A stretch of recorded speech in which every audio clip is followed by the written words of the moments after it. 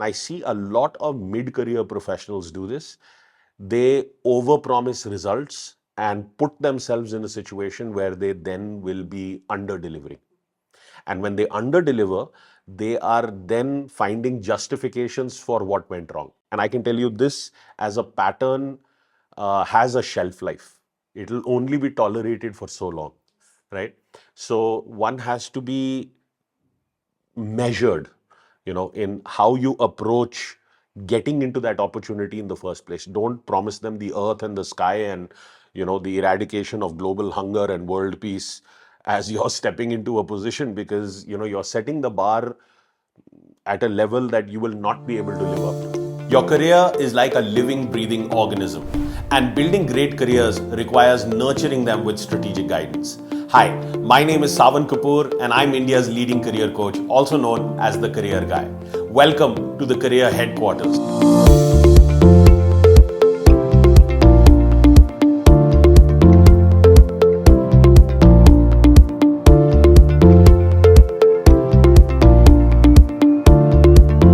The most comprehensive career podcast on the internet, where I will bring you groundbreaking insights on everything career related. Whether you're seeking a career abroad or wanting to switch industries, whether you are entry level or a mid-career professional or a senior leader, I have seen it all. As an award-winning CEO of one of the largest and most profitable beverage alcohol companies, my career spanned 3 continents, multiple industries, and provided me with an accelerated roadmap to the very top. So if you want to build an exceptional career and 3x your paycheck, this podcast is for you.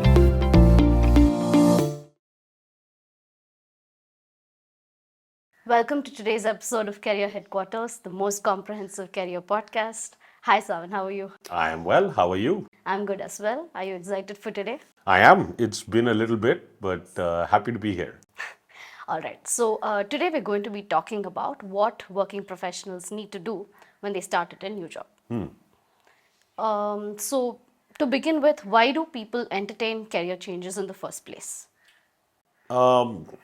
Well, as you rightly said, I think when a working professional is changing jobs, it can be a very stressful time for them because they are walking into the unknown.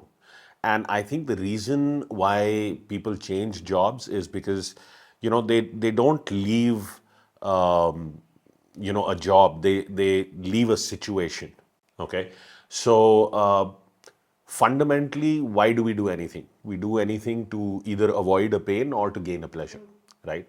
So if you look at that, some of the situations that professionals face is, they could be underappreciated. They are not getting the recognition that they deserve in their workplace. They could be underpaid. They could feel that they are not making the amount of money that they need to for running the financial obligations of their life. They could be underemployed. So they are not able to use their skills and strengths, their competencies fully in the everyday performance of the job. I mean, their head and their heart is not fully in the game. They could be overworked. And we've seen that happen during the last 2 years in the pandemic, where the commute got cut out and a lot of people were really juiced by their organizations. It could be because they are a victim of politics. So, in the virtual environment, that's another trend that we have observed. Work from home became the new norm for a lot of organizations. And now I think they are realizing that, it has an implication on the culture. The culture gets diluted. So I think there's a healthy movement going on right now of people returning to the office as well. But, in a virtual environment, what happens is it's harder to build the relationships. There's no coffee breaks, there's no lunch with your colleagues, and it's more difficult to heal misunderstandings. Politics has been on the rise, and that's been another situation that causes a tremendous amount of dissatisfaction in one's professional sphere of existence. It could be because of the lack of growth or the lack of opportunities. The company does not have the clarity in what the next step is, and it was a very confusing environment for a while for a number of industries. And if there isn't a career roadmap that the employee is experiencing, where they are working towards their own growth, then that again can cause a feeling where you feel, you're just in limbo. So it could be because of a very harsh or unreasonable boss. See, your boss, especially early on in your career, is going to leave a very big impression on you. So that individual can be either your biggest supporter or the biggest roadblock in your way. In initial opportunities, it's not so much that you're getting a job as you're getting a boss. So to find that meaningful connect there, a rewarding relationship where you are truly being challenged and you're given the opportunity to grow, that's going to be very essential. So I think these are some of the reasons why people look to to move and to change jobs. I think if you look at it from a perspective over the generations, you look 2 generations ago. I mean, if I look back to my grandparents, the question was a question of survival. It was about being able to put food on the table. Whereas now, in my parents' generation, it was more about a standard of life, bringing in a basic standard where there is a home, there is a vehicle, there is the children's education, the expectations that standard life would have of one. And today, I think, especially if you look at millennials or you look at even my generation, it is about building a quality of life. Okay. And this is much more related to one's identity, the kind of experiences that you're going to have, how much disposable income will you be able to create, what kind of a retirement security are you going to be able to put in place. So, I feel this is what the professional workforce is now chasing. And we are seeing trends like the great resignation, which is also backfiring a little bit, but it was a very big trend that happened across multiple economies because people started to realize that they are valuing freedom more than just a paycheck. It needs to be more on their terms. It hasn't worked out that way for everyone. There's been a little bit of a fallacy when it comes to wanting it on those terms. But I think for peak performers in any economy, there is always opportunity. There is always a reasonable way of being able to get what you're looking for while delivering value to an organization. So I think these are some of the reasons that people look to move to other opportunities. All right.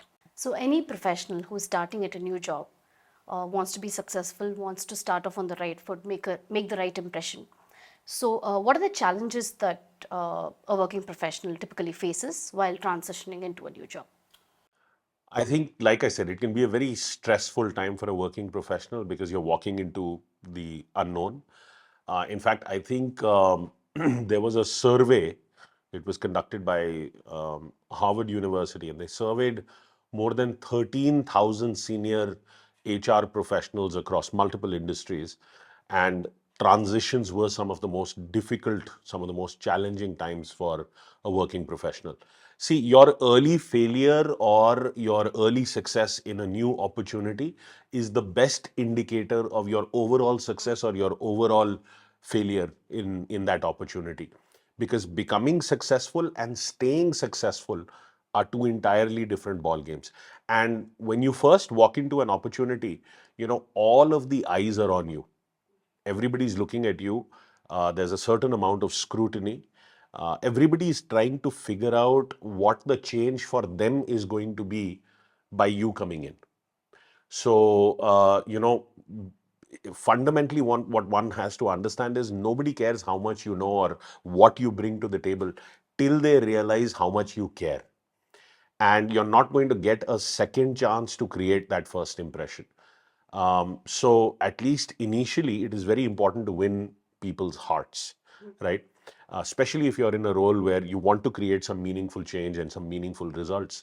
And at that point, you are yet in the process of consuming value from the company. You're learning about how they go to market, their strategy, their processes, their norms, their behaviors, the assumptions in their industry and their business, the code of conduct that you are expected to uphold. So all of this learning is yet occurring.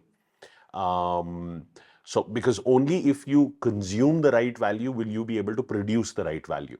See, the idea is to get to that break-even point where the value that you have produced uh, at quickest becomes equal to the value that you consumed. And at that point, trust will begin to solidify. That's where you become one of them. And that should happen within the first 6 months on a new job, right? Maybe 2, 3 months of consuming value and learning, and then producing value and reassuring the organization that you were indeed a good hire by having those early wins. They don't need to be very big, but they need to be trending in the right direction. So I think working professionals have to watch out for this because they make critical mistakes in that onboarding process. Um, and when they make these mistakes, it's like shaking the foundation.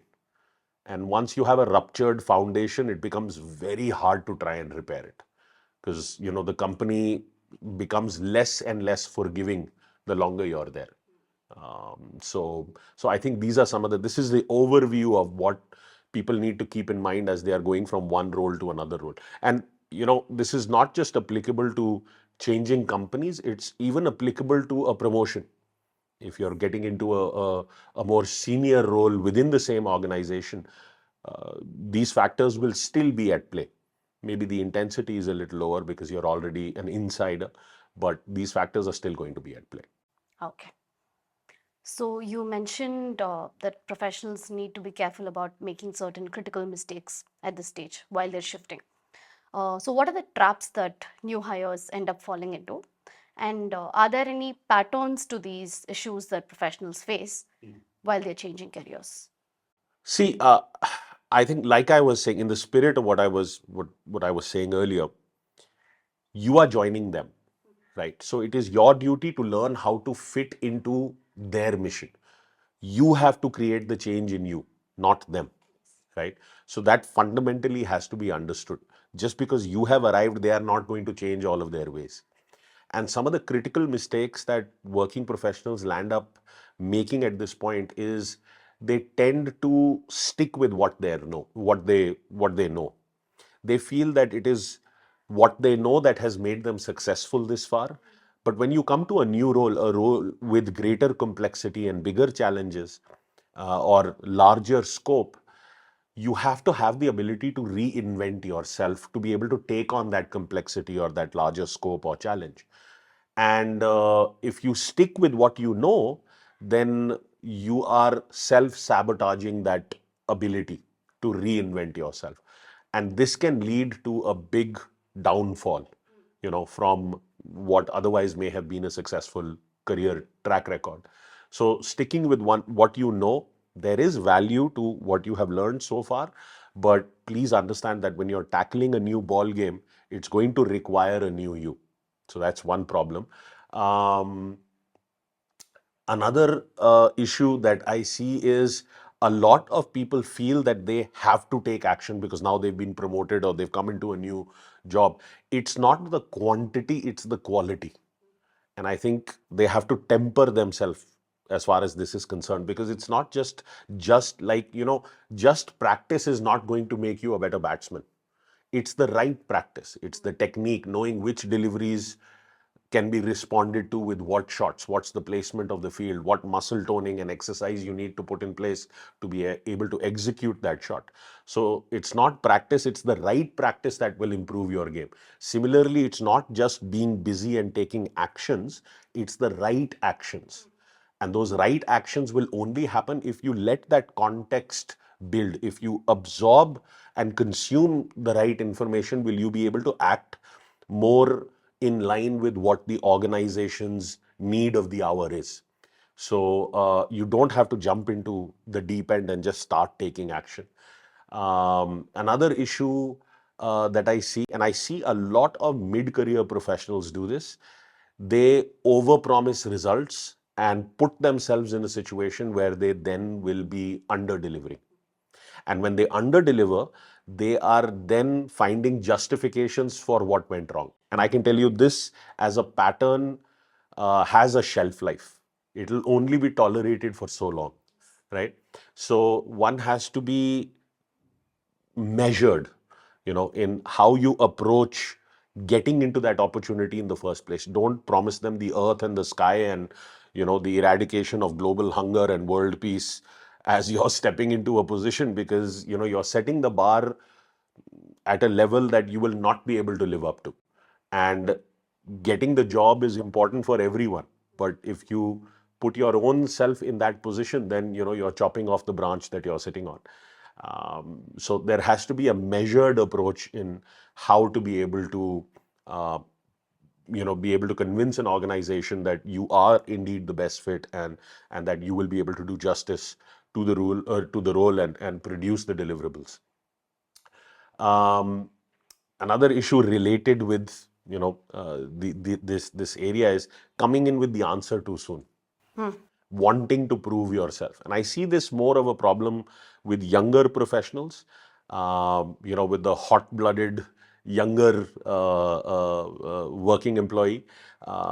They want to prove their value, and their ego is yet understanding how to become healthier. So they can be rigid in their stance. So the idea is not to be the shining star, at least initially when you're beginning your career. The idea is to fit in. And once you fit in, that doesn't mean losing your identity. It doesn't mean not being able to speak, but it means being able to speak in a manner where you leave yourself the opportunity to take a U-turn if that's what is required. If you realize that you're wrong, it's like if you've fallen into a hole, stop digging, right? You don't want to make it deeper. So that's another area that I see. Um, Engaging in incorrect learning. So most likely when you take a new job, there's going to be some upskilling that you're going to require. May it be with regard to your hard knowledge, your subject matter expertise, your technical prowess, or may it be related with your soft skills. Being able to play the next level of the game, being able to deal with that greater human interaction and that greater complexity in people dynamics. So if you don't engage in the right learning, and this is something that people fail to address in their onboarding plan. So this is something that should be addressed even before you start in that position. So this can make a huge difference, because it really gives you that opportunity to plant deep roots in the organization right up front, start on the right footing. So this is another area that I see, which is a trap that professionals fall into. And another one that I can think of is ignoring relationships that are peer to peer or horizontal relationships. They are so focused on managing their team, the people that are reporting to them, or the boss, the individual that they are reporting into, that they forget creating these alliances across, with other departments and their peers in the company. See, you cannot claw your way to the top of an organization. Your progress there is going to determine on people wanting you to lead, carrying you to that position. Um, and for that to happen, creating good relationships horizontally is going to matter. So if you don't pay attention to these relationships up front, then you will remain in an isolated bubble, and that is going to limit how quickly and how much you are going to advance or progress in the company. So these are some of the areas that I see where people starting in a new role uh, tend to make some errors. All right. So, in order to not fall into these traps, what do professionals need to be mindful of while starting in a new organization? Well, mindful is an interesting word. It's the ability to be able to observe your behavior, almost like an out of body experience where you can see how you're acting and be able to, identify the emotional response that is coming up, and then being able to choose if you want to associate with that emotion or not. So it requires a certain amount of personal development to be able to do that. You certainly have to have some control over your emotions rather than letting your emotions control you.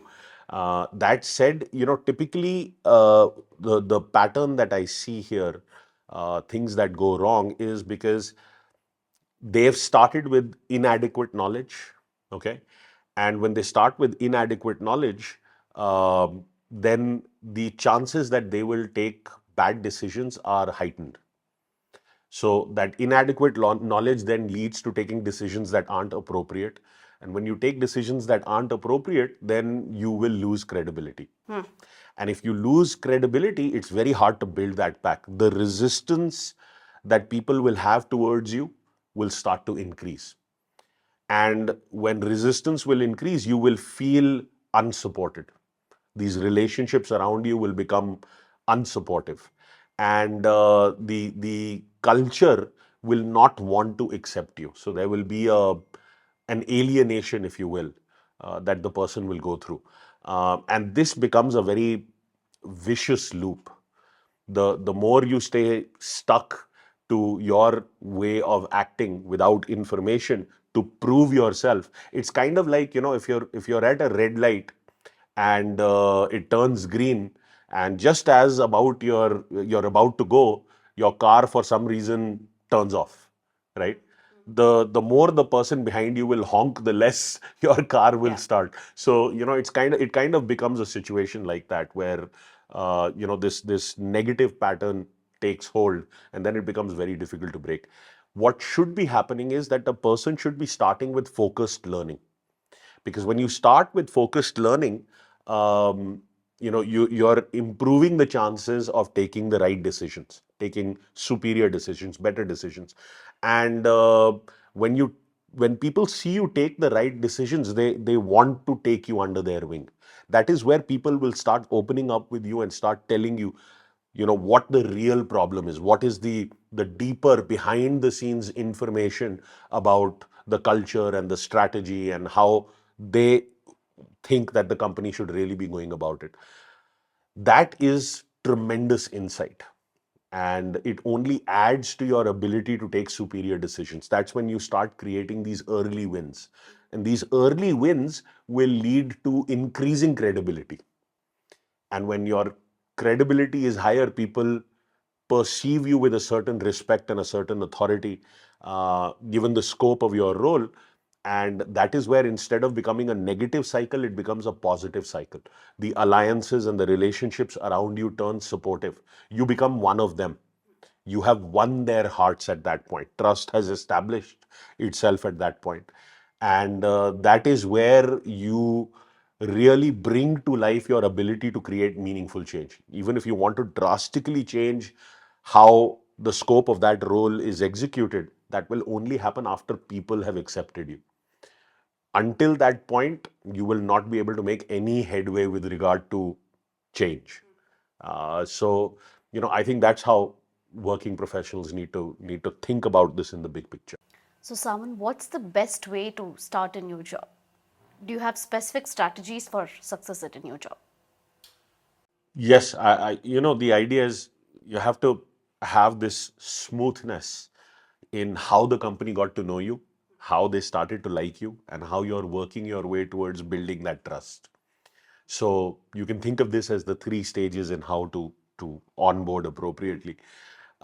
See, the first thing is to prepare yourself. Have a goal for your first day. Have a goal for your first week and your first month. So a good goal for the first day would be to project yourself as a positive, smile wearing, confident professional, looking forward to meeting with everybody and understanding and absorbing, and that theme can continue throughout the first week, as you're making all of these introductions and having more detailed meetings to absorb information. um, Another important strategy that would come next is, once you have been able to understand, what's at play, you begin working on an accelerated learning plan. And again, I was talking earlier about what you may need on the hard skill side and what you may need on the soft skill side. See, hard skills will be much easier to address, because let's say you need to get a certification in artificial intelligence or machine learning or data science, or learn specific subject matter with regard to an industry. But soft skills take time to develop. So it's always a good idea to be working on your soft skills. So have an accelerated learning plan in place to help you be successful in that role that you're taking on. The third thing would be to start matching the strategy that you would deploy to the situation. It has to be the need of the hour. So there has to be a very clear understanding of what the organization considers its priorities. Um, and that means being able to understand the situation that's at play, what role you are going to, shoulder in that situation, and then what are the expected results from the role that you will play in that situation.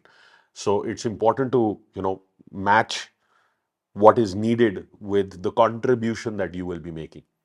The fourth thing that I will talk about here is you have to negotiate for your own success. Your career is no one else's responsibilities. Uh, and negotiating for your own success means ensuring that you have been given what you require to be successful in that role. The fifth step here would be, now that they have put you in a position to be successful at what they expect, start securing those early wins. These are great boosts to the confidence of the organization that they did indeed make an appropriate decision by adding you to the payroll and bringing you on board. And then the next step that it leads to is to start achieving alignment. And this means achieving alignment with their mission, with your boss, with your team, with peers, across the organization. Um, Everybody must know that you're going to do things in the best interest of the company. And even where you speak up, where you challenge someone's thinking, you're going to do it in an open-minded manner. You're going to keep the focus on the issue and not jump into a personal attack or keep living in artificial harmony. And then beyond that, you will have to start building your team. See, very few, I don't think there are any C-level roles or senior management roles that are solo performance roles. So, putting a team together is going to be a skill that you're going to have to internalize if you want to play the game to the very top. So that's the stage where you start putting your team together. The next stage would be building alliances, understanding what are other people's short term objectives, long term objectives, understanding how influence works within the company, understanding where you could have maybe a barter arrangement, you scratch my back, I scratch yours, kind of a thing, where you can enable something fruitful for someone in the organization and they can repay that kindness or they can repay that facilitation by enabling something for you. Um, there's no element of maliciousness here. This is not playing politics. This is truly being of use to someone and strengthening the foundations of the relationships that are in development. Um, and the next step is to be able to manage yourself through this process, because it's going to get busy very quickly. It's going to become real very quickly. So if you've not put the right support infrastructure in place, even in your personal life, because a lot of people who take on a new role may have to move, you know, if your spouse and children don't feel settled, then it'll be very difficult to dedicate yourself to your work life and do the deep work that is required. So managing yourself and your home front and all of these things become very essential as you take on a new role. And the last step here is work with an attitude where you are helping everyone else accelerate. Because like I said earlier, you cannot claw your way to the top of a company. You have to turn into that benevolent leader who cares more about the success of others than their own success. In fact, their success is an outcome of caring and enabling the success of others. Those are the people who reach the very top. So I would say this is a 10-step strategy, and I've been able to say it quickly, but please understand there's a tremendous amount of depth to each point. And how to put it into action is a totally different story. So this is what I would say in how to go about onboarding or starting a new position the appropriate way. Very well said.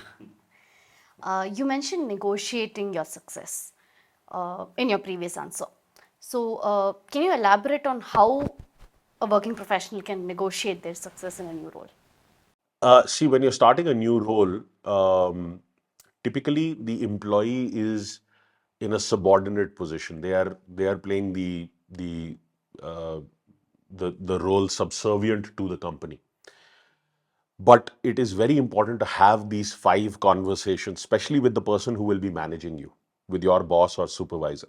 So, negotiating for your success means having an understanding of these five areas with regard to the role. See, the first conversation you need to have with your new boss is the conversation around how they diagnose the situation. What are the problems? What are the strengths, the opportunities, the weaknesses, the threats? All of that. You want to come to an understanding of how your boss looks at the picture, because the greater you both looking at, the greater that you're both on the same page, the greater the chances that you will also think about agreeable solutions. Again, this is not to stifle your thinking, but it is only to increase the rapport, especially early on, as you're coming into this role.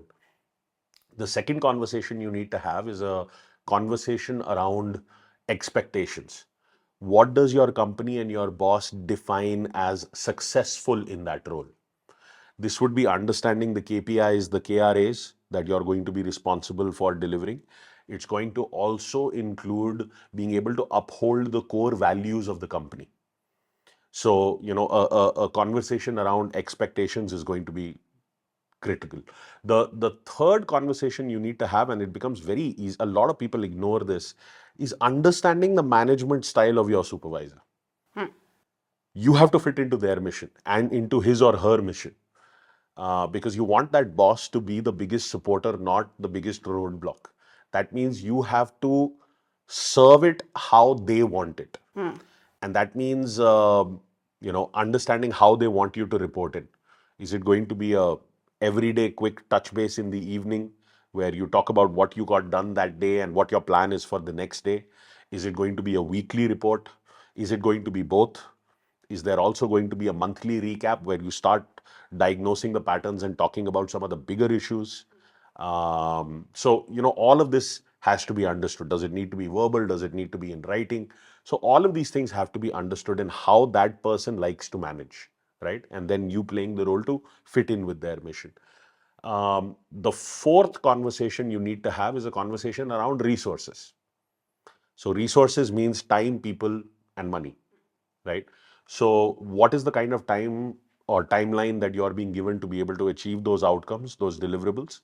What is the kind of budget, and what are the people resources that you're being provided? So, they want to take their company pan India, right? I'm just giving you a hypothetical example. And to be able to effectively do that, you're going to need to hire 20 people. But the budget only allows for hiring 8 people. Now, the timeline will have to adjust because it's going to take you longer to cover the geography of India, if you have only 8 people versus 20 people. So, this is very important to have as a conversation, but it cannot be the first conversation. There has to be a certain amount of tact deployed in having this conversation. And then the fifth conversation is, if you are successful, what's in it for you? What's your personal development, your career progression? What's the next step that you will be able to take should you be able to deliver the outcomes that are expected? Now, at the beginning, this conversation just needs to be touched upon. You don't need to go into detail with this conversation.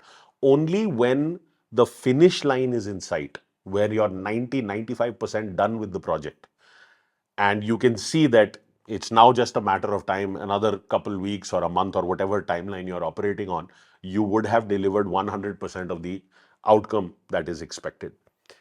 That is the time to bring this up again, so that in a timely manner, the company can also start thinking about what the next step for this person is, for the employees. So these are the five conversations that are very critical to have: situational diagnosis, the conversation around expectations of success, management style, The fourth one was the resources conversation, and the fifth one was what's in it for you. So this is what would be negotiating for success. All right. Thank you. With that, we've come to the end of this episode. So I think onboarding currently is just as important as the entire application and the job search process. Absolutely. I mean, there are so many opportunities right now. It's a great time to be an employee.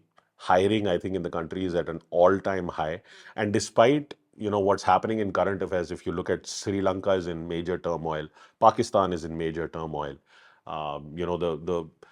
The geopolitical landscape is changing globally. Inflation is on the rise, and yet we are the fastest growing economy in the world. So, India is doing something right. Our fiscal and monetary policies, our, external affairs policy, foreign policy is all playing a very solid and beautiful role at the moment. And I'm very bullish on India. I think, it's going to be the next 2 decades are going to be phenomenal for our country. And for people who take ownership and total accountability of roles, it's going to be an amazing time to have that professional fulfillment and make a lot of money.